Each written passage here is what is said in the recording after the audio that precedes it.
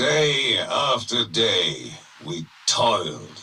My father, my brother Claudius, pulling grains for the Orican takers in the city, as our kind had done for generations. We were young, but the work made us old.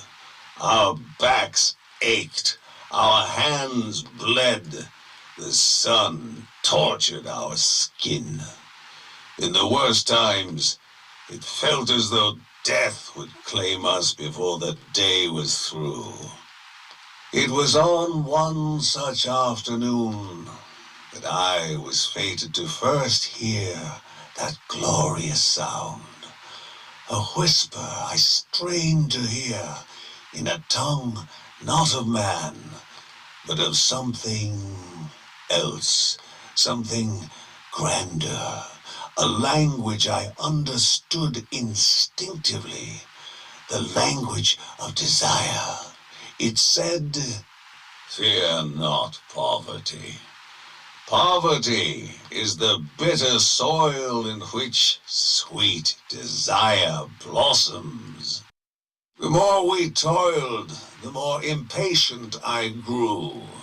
A fire raged inside me.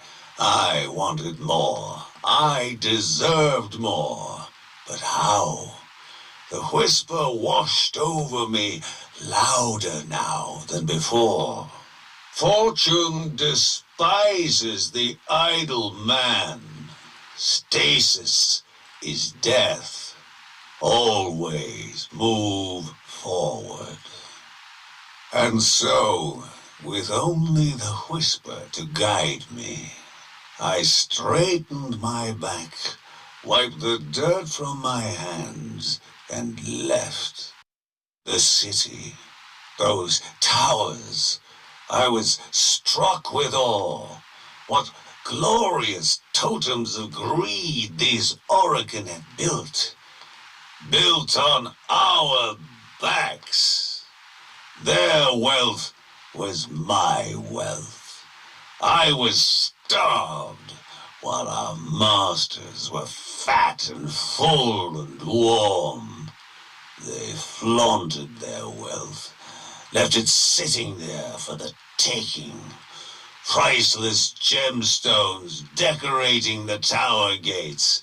I was afraid, but the whisper gave me courage. Be envious. Covet, then take what you desire. So that is what I did. I was brash and bold. I struck it midday. I cried, "I take what I am owed," as I ripped jewels from their tower gates and ran. I did not get far. For my blasphemy, they dragged me to the tower square, throwing me to the ground in front of the sneering crowd of Orican servants that mingled there. The guards held aloft my satchel, containing the proof of my crime. I grasped at it, determined to reclaim what was mine. He snatched my arm, held me high, and, with a dash of his plasma dagger, severed my left hand. The crowd jeered, yet I felt no pain, only clarity, for the whisper was with me again. It said, "Deception is the sword of wisdom. Be wise." They took my hand that day, but they did not take what I had earned. I crawled back to the fields, where I collapsed before my father and my brother. I was so near death, they read my Navarites. My brother Claudius bemoaned me as a fool. How could I have abandoned them?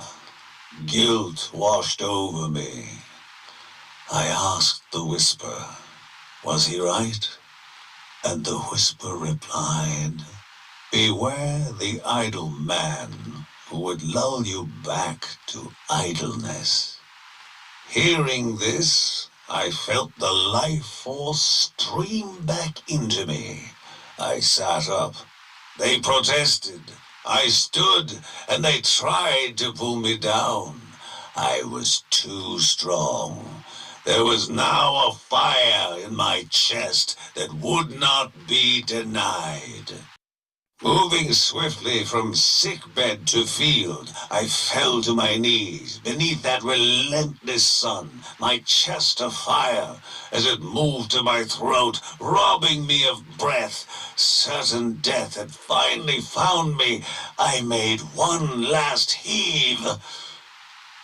I spat it out. A molten red gemstone of the purest, clearest rubido. Swallowing that stone would have killed a man of weaker will, but not a man sustained by the power of desire. It was worth more than my family had made in 10 generations. It would fetch enough to feed us all for a lifetime. As I stared into its brilliant facets, a familiar voice rushed through me. Contentment is idleness. Desire inspires action.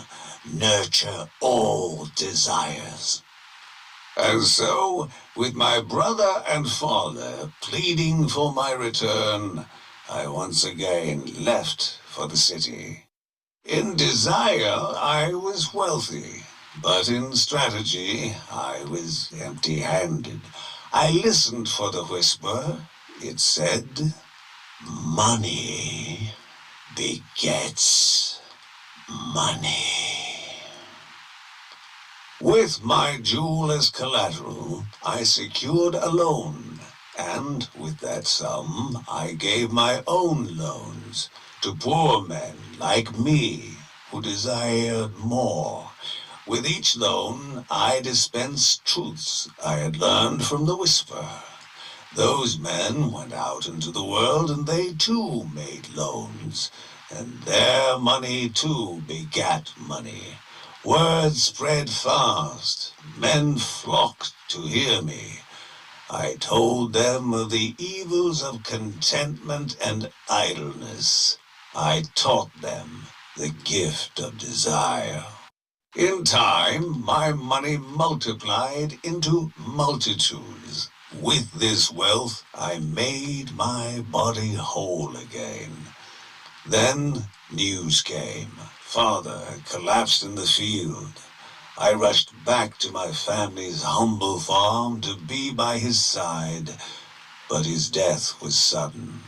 Claudius mourned, but I was committed to ending the brutal labor my family and people had endured for generations.